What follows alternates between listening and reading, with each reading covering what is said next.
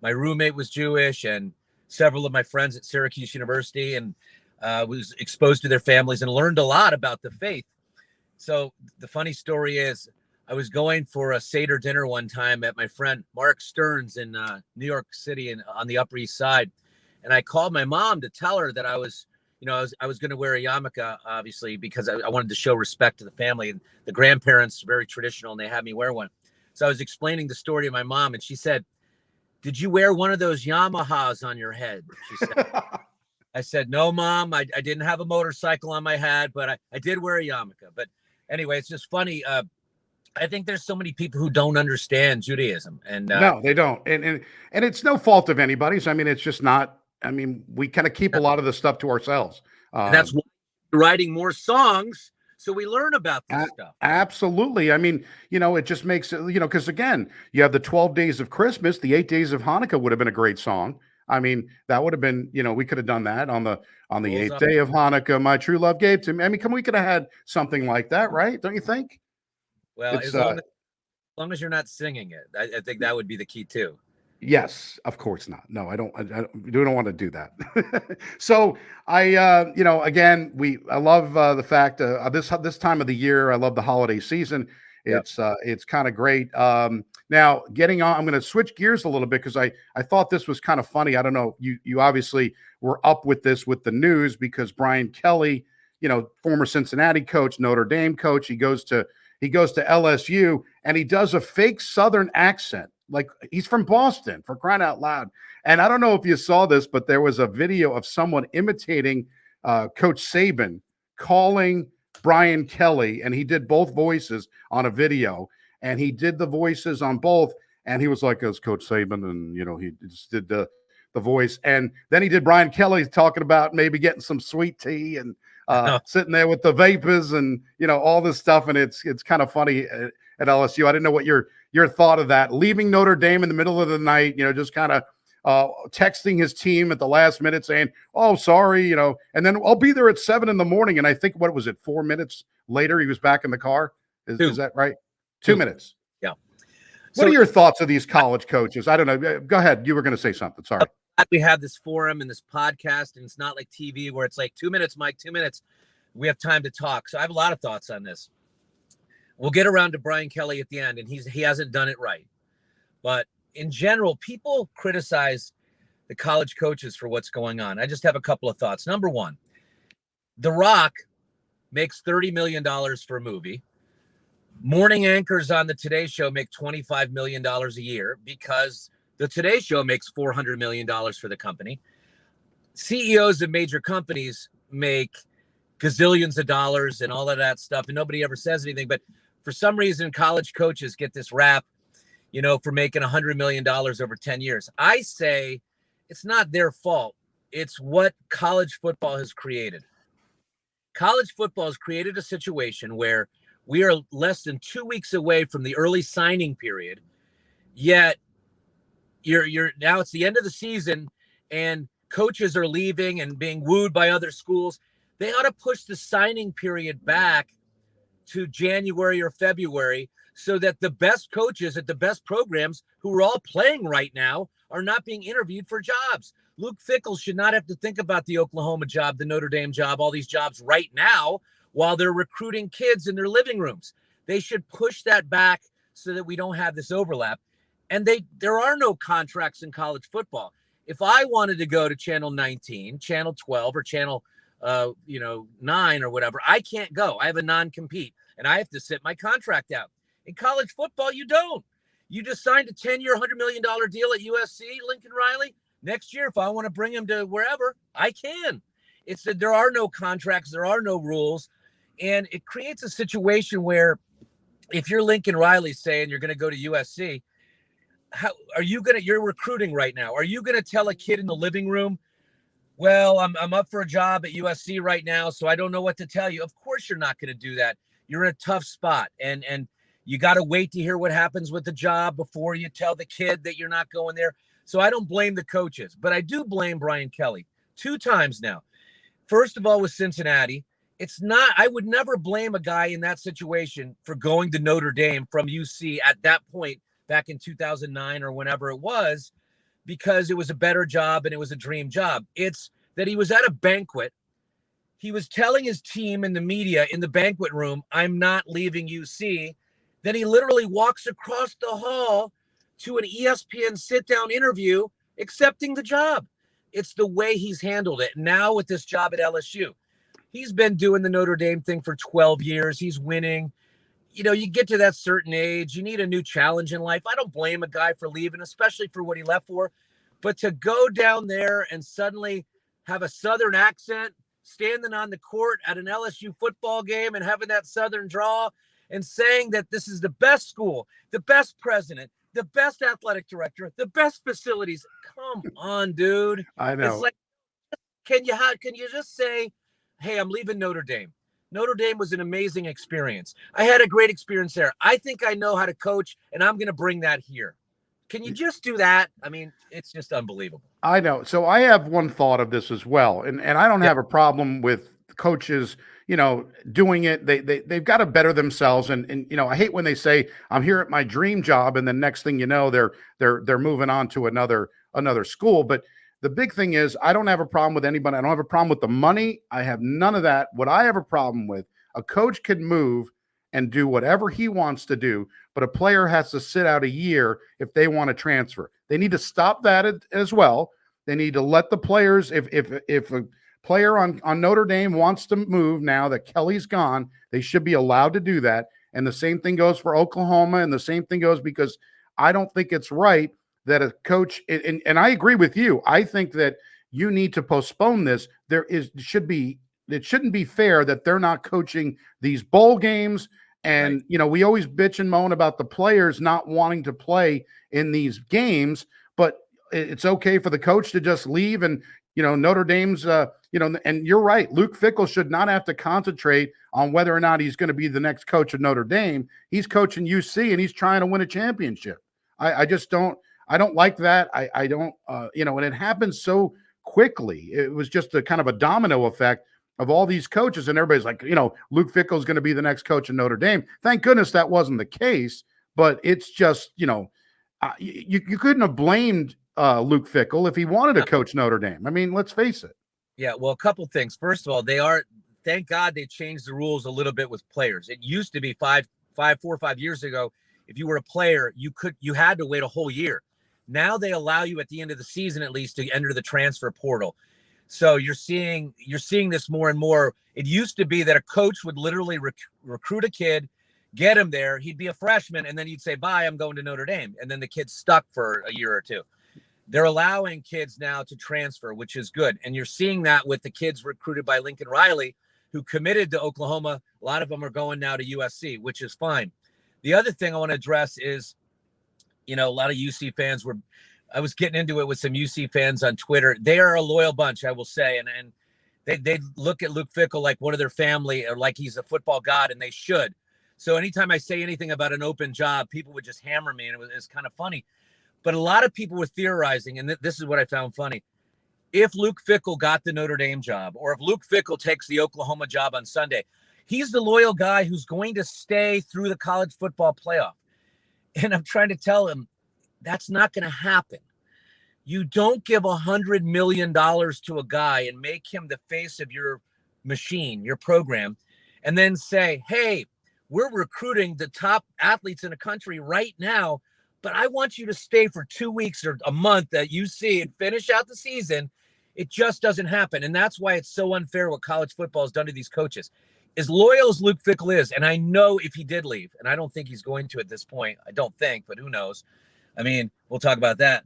But as loyal as Luke Fickell is, you can't put him in that situation where you're going to give him the keys to a new Ferrari and say, drive it in a month, but right now I want you to stay back and drive this one. It's like, they're not going to hire you to be the face of their program and miss out on this 1 month, this golden month of recruiting athletes. No, agreed. And I think that it's just the way the timing goes, and they should really figure out a way to at least wait until after the playoff and then figure out how you can, right, go and do that. And then this way they can coach the full season and not just leave in the middle of the night, kind of like the Colts did from Baltimore to Indianapolis, right? They just took the Mayfair. Mayflower van and Yeah. move to Indianapolis. Kind of those things, and that's the bad part about college football. It's so money. What are your thoughts? You've got 4 teams making the playoff. I actually think they could do something where they make the bowl games worth something, where they put that into a little bit of a tournament to make it a little bit more attractive. This whole 4-team thing, and then UC could still get locked out even if they're unbeaten, is stupid. Let them play. Maybe they play Alabama or they play wherever. I don't know. I haven't figured that all out, but they could have like several bowl games in December before and then do New Year's Day, or do something on New Year's Day like we used to. We used to have all the bowl games on New Year's Day instead of having it, January 19th at 8:00 at night. I just think there's so many better ways to do it.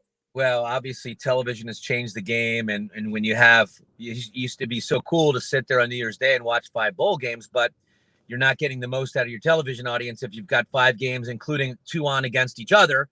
It used to be like during the day, you'd have like the Cotton Bowl up against the Rose Bowl, and then at night it'd be the Orange Bowl and the Sugar Bowl. Well, you're fracturing your audience. So now college football has realized, it's a $1 billion industry, and ESPN's now in the game, and all these people want to watch college football. Let's spread it out. But they really watered it down with these, of course, if you're a sponsor, you're going to go after a sponsorship. But you have all these sponsorships. I don't even know which bowl game's which. I don't know. It used to be the Orange Bowl. You knew what the Orange Bowl was. Now it's like the McCullough Weed Eater, blah, blah, blah bowl, and I don't even know which bowl's which. But I will say, as far as the tournament, I don't want to go too much farther. I think UC, by the way, is going to be in with a win. If they win today, they are in. There's no doubt about it in my mind. I don't want to go too much farther. I'm thinking maybe, for me, honestly, 6 teams where the top get a bye. I don't think you want college football to be like the NFL, where it's like 3 or 4 weeks of playoffs. I just think you're asking a whole lot, and these guys are beaten down as it is, to add so many games to the end of the season. I think maybe 6 teams. I don't think the number 8 team, is going to win the national championship. I just don't think it's going to happen year after year. It's not like the NFL where the Bucks can run through as a wild card or whatever. I think you're probably getting the champion out of the top 3 or 4 anyway. So I think if you go top 6, and there's still going to be fights and arguments about who's the 6th, but I don't think there's going to be fights and arguments about who's going to be your champion. I think if you have the top 6, allow the top 2 to have a bye, have the other 4 play off, and then join, that would be something that I would like to see. But beyond that, I don't want to see too much more, I don't think. The only thing I could think of that would work possibly, and I like your 6-team idea, I was thinking 5, because I would have the 5 and the 4 team play each other to play in for the 4, so that you would have, this way there's no debate. You've got the 4 team or the 5. Like one year Ohio State was out looking in. You got, maybe, it could happen where if UC was out looking in, they should have the right to play whoever, Oklahoma State or whoever that number 4 would be. I think that would be fair to show, okay, well, now we've really tested these 4 teams. This is who it should be. The 1 team's usually not debatable most of the time. In this case, Georgia, if they went out, obviously it's a no-brainer. But Alabama, here's a situation where everybody says that if Alabama played UC, the spread would be over 10 points. Alabama would be favored. But, that doesn't mean anything, right? But I just think that they should play the games and have, if you're going to pick 4, have a 5th team where the 4 and the 5 play the week before, or however, maybe they play on New Year's Day, and then you bring them back on like the 19th or whatever that number that is. There's plenty of room. You could also, they play the championship game so far out now that you could move it to the week between the Super Bowl of the NFL where there's nothing going on. You could have the championship game then. So. Whatever they do, though, I will say this. I know that it's imperfect, but I love college football. I love it more than anything else. And I grew up an NFL fan first. My son goes to Ohio State, so I take a lot of grief from the UC fans. We're all allowed to coexist. And I do root for UC, and I want them to win today, and I want them to get there. But me just going out on Twitter and saying I'm an Ohio State fan because my son goes there, oh my gosh, the UC fans crush me. It's like their big brother. They're the hated big brother. They always get all the talk. But I just absolutely love whether it's going down to Clifton to a game, which is a beautiful campus, a beautiful setting for a game, going to Columbus to the shoe to watch a game, the lineage that goes back 40 and 50 years, people who graduated from there, the love, the passion for their school or their city. And you could tell by the ratings. I mean, the ratings are through the roof on college football. And even though they're paying athletes now, and even though the coaches are making a gazillion, they're doing something right.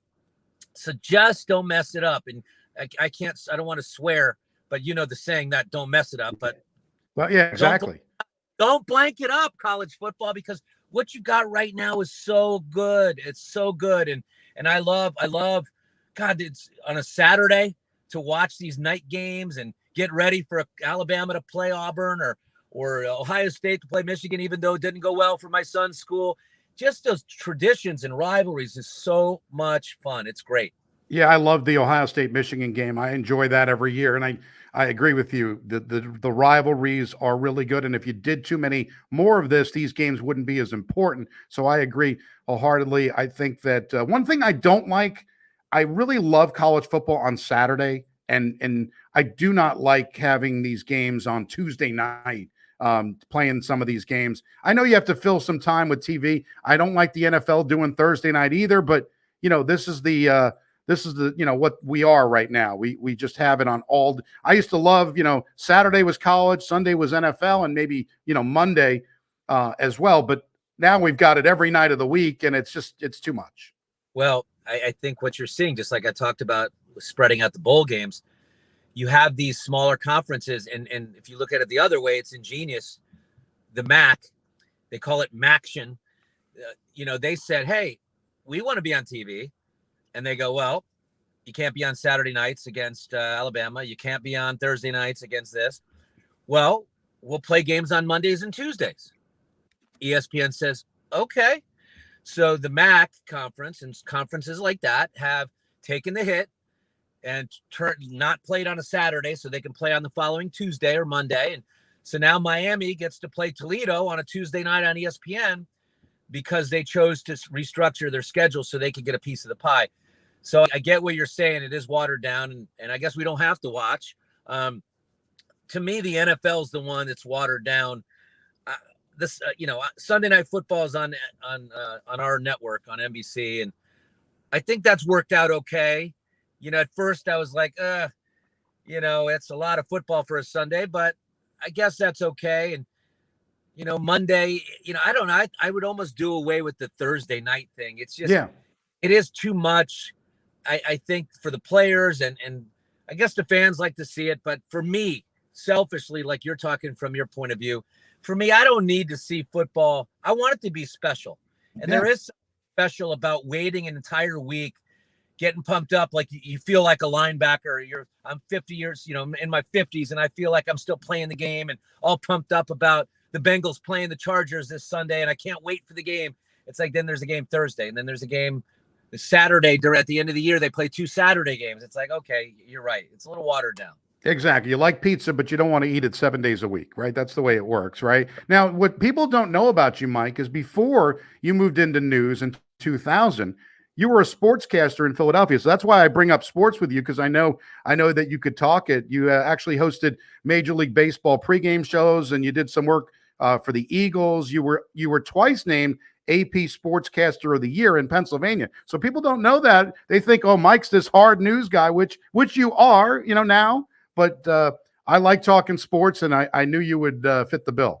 Well, and I'm George Vogel and Brandon Seho's biggest nightmare, because I love sports so much. And when they hear me walking into their office, they're like, oh, great. What idea do you have now? What did you see that we need to get in the sportscast? They do such a great job, but it's like I meddle. It's like my little, guilty pleasure where I walk down and walk into their office when I see something and I say, did you see this? Did you see that? But no, I love doing sports. And I was in Philadelphia for about a decade, and I traveled with the team and did the Andy Reid show. And then before that, the Ray Rhodes show. I hosted the coaches show for the Eagles and did some things for the Phillies pregame show. And I loved it. I really enjoyed it. But I found that when you get too close to the team, sometimes it's like Christmas. You learn a little bit about the business behind the the Christmas tree and the magic. It's like there were a lot of players who I really, really got to like and get close to and love and respect. And then I saw some things behind the scenes that I'm like, oh, maybe I don't want to be a fan anymore. I don't want to know. I don't want to know all the stuff that's going on behind closed doors, because some of them are such great guys, and then some of them are like, you don't want, like a restaurant, you don't want to know how the sausage gets made. Your little Sopranos reference. You don't want to know. Yeah. So, You know, so I loved my time in sports, but now I really, really, people said, I'll never forget. I'm not going to even name her, but when I was making the switch, it was a tough decision. I remember they offered it to me a couple times to go to the lead anchor job in Philly, and I turned it down a couple times. And finally, I accepted it. And a lot of people in the building there were resentful that they would give the news job to a sports guy, and people in town wondered how I would do. And I remember one news reporter went in and dropped 10 Sunday New York Times on my news director's desk and said, "Here, give this to Mike. Hopefully he can read up for his new job." Oh, that's mean. Yeah. And I'll never forget her name. I'm not going to repeat it because I don't want to do that. But she was fired she's not in the business.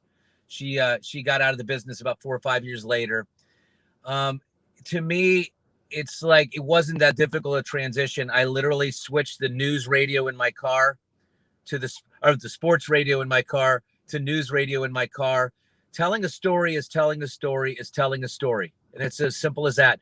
And the passion that you see in sports is the same passion you see in news stories. Sometimes there's way more at stake, though, obviously.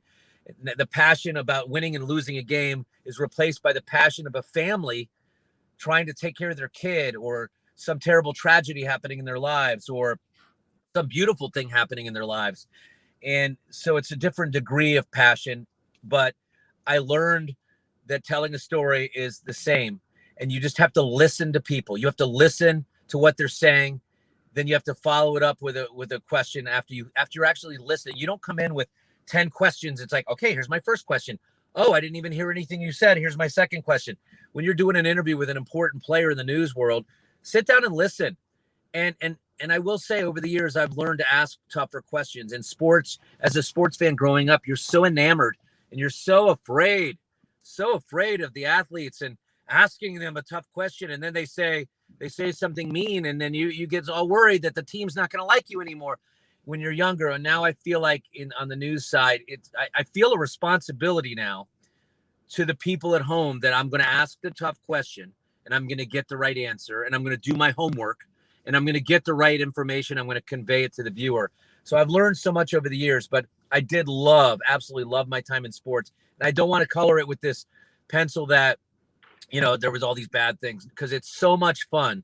I love traveling. I love seeing all these cities. I love seeing all these stadiums, and I love being around it all. And I'll never, ever, lose that memory. It was amazing at the time, but it's also difficult on your family life, because when you're a sportscaster, especially back in the 90s when stations had more money, or they didn't have more money, they were spending more money. And now you have all of these hookups where you can do news conferences on, like we're doing here. Yeah. It's like, every station has access to the locker room now by just plugging in. Before, you had to send road crews. You had to send people to every home and away game to cover them. And we were doing that. And so I got to go with the Flyers and the playoffs to Buffalo and Tampa Bay. And I got to go with the college basketball teams, all the NCAA tournaments, Villanova and Penn and Drexel and LaSalle and Philadelphia. And I got to cover Eagles playoff games and all of that. So I got to see and do a lot of things, and I'll never forget that time. It was such an amazing time in my life. But now I get to go watch a rec basketball game with Cherie and watch the kids play, or I get to go visit my son in Columbus on a Saturday, or I get to do whatever. And I didn't get to do that before because I was traveling an awful lot, because the games are on the weekends. Agreed. And I talked about that. I do. I've done the same. I mean, I did not up to your level, but I did news and traffic and on the radio, and I did sports. I did play by play, and I traveled a little bit with that. And now I do elder football on Friday nights, and it's fun to get to do that. But you're right. It takes a lot. I had to back away for about 10 years because my family life was important. I was missing too many things every Friday night, having to Right. cover football, or, you said traveling. I mean, I would love to have, done baseball or do a team, but when you have to travel 160 days a year, it's a lot, and it's every day, and it's too much. You're right. You have to have a little bit of a balance, and Yep. you do now. Now you get to work with your wife, which is a great. It could be a good and bad for some people. I don't know if I could do it. I like the chemistry that you guys have on the air. I think it's the best. I mean, anything that anybody sees, you can see the passion in both of you. You both love news, but together it makes it even better. And being married is a plus, right? Well, we love doing it, and we try not to push it in anyone's face. Once in a while on social media, we'll celebrate an anniversary or talk about each other, but we try not to really mention it too much, because I think the viewers don't, a lot of folks care. A lot of folks are really love it and support us and all that, but I think it's also important that they know that the job comes first, and we're news anchors first when we're out there, and we're not a married couple. It is great because we know each other, we know the business. So if I get called in at 3 a.m. because there's been something terrible that happens in the city, you don't have your wife saying, "Tell them no, we're sleeping right now." Or if UC wins today and one of us has to go to the bowl game and it ruins our New Year's Eve plans or something like that, the other one says, "Okay, I understand. It's the job. It's what we have to do." So that thing's a good part of it. Also, knowing each other so well on the air, you cannot substitute for that kind of chemistry and connection. When we're on the air doing breaking news and we're going 5 hours straight without a script, when there's the unrest in Cincinnati or something happening somewhere else where we're talking and talking and talking, we're literally, without writing it down, I'll look at her and she knows what I'm about to say, how to lead into me, when to stop. And then I kind of will give her a signal and she knows what to do. You cannot substitute. The chemistry is unmatched.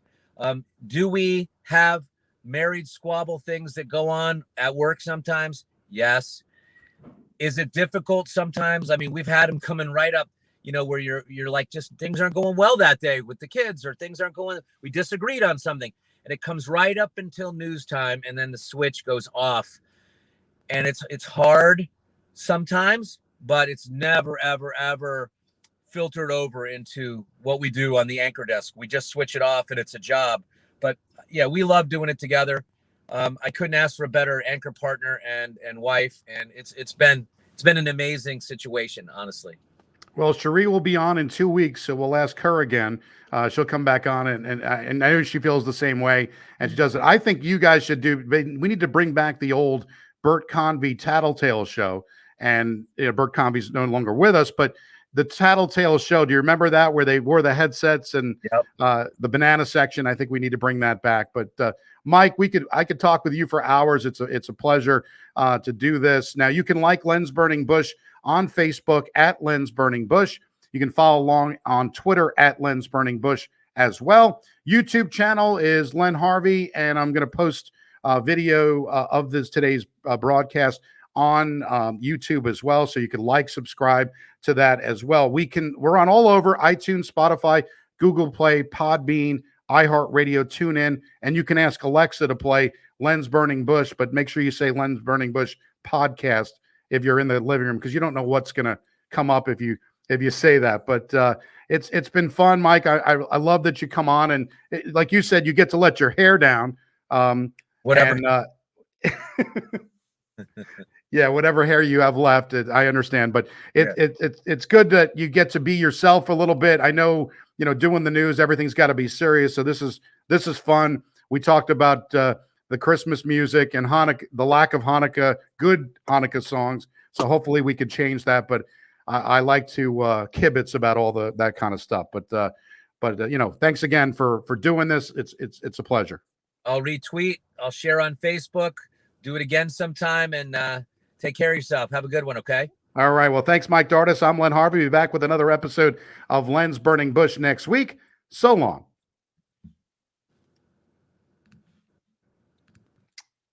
Okay, I'm ending the broadcast.